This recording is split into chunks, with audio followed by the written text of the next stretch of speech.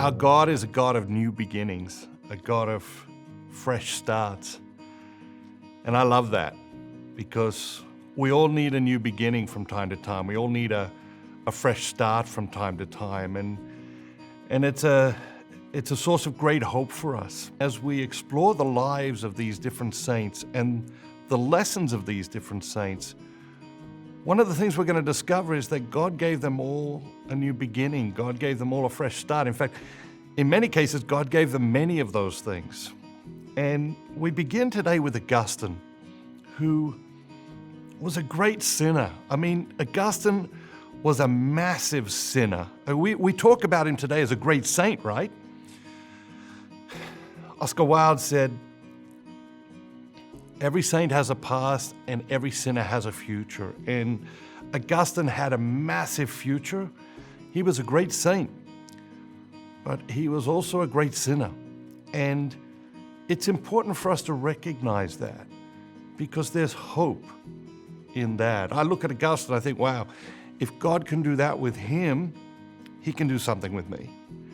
And the reality is that throughout history, we have tended to talk about the saints in very flattering ways. If you look at early biographies of saints, the biographers left all the bad stuff out because they thought they were disrespecting the saint or doing the saint a disservice or doing us a disservice, but quite the opposite. The reality is that by whitewashing the lives of the saints, what happened was that a distance was placed between us and the saints. We tended to look at the saints and say, well, they're different. You know, they were born perfect, or they were born very holy, or they were born very virtuous. And that isn't true.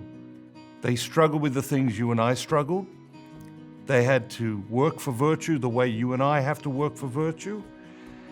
And they had paths, in many cases, very, very colorful paths. And so at the beginning of this journey, it doesn't matter where we are in our lives. It doesn't matter where we are with God. It doesn't matter where we are in our spirituality. God wants to work with you right there. He wants to meet you right there. He wants to walk with you from that very place to where He's calling you to be. What's going to prevent that from happening? Well, the first question I pose in the book, and in many ways, Rediscover the Saints is a book of questions, because I think we learn very, very powerfully through the questions of our lives. And so, you know, the first question I pose in the book is, what do you believe about your past that is keeping you from your future? What do you believe about your past that's keeping you from your future? Because we all have self-limiting beliefs. We all have self-limiting beliefs that are not from God, that are not holy, that are not humble. They stop us from being all God created us to be. They stop us from becoming a better version of ourselves today. And so very often when we talk about belief, we talk about, okay, we believe in God, or we believe virtue is a good thing, or we believe hard work is a good thing. We have this set of beliefs.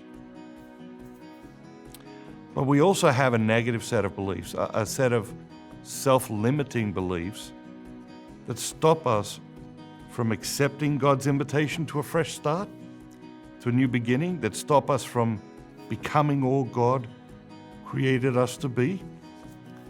And in those self-limiting beliefs, we experience what Augustine describes in his most famous quote, this restlessness. Augustine wrote, "Our hearts are restless, O Lord, until they rest in you." Our hearts are restless in our self-destructive behaviors. Our hearts are restless in our self-limiting beliefs. Our hearts are restless until we turn our lives over to God, till we surrender to God and we open ourselves up to the incredible future that God is inviting us to.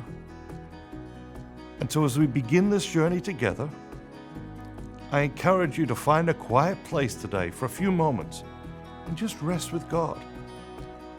Just be with God. Doesn't matter what you say, just sit and be with God. Because one of the great benefits of our spirituality is this restfulness. We live in a restless world, and God invites us to peace, to calm, to quiet. And one of the lessons I really want us to drill down on is how do we learn to rest with God? How do we learn to rest in God? Because from that will come an explosion of goodness in ourselves, in our lives, and that we can take out to the world.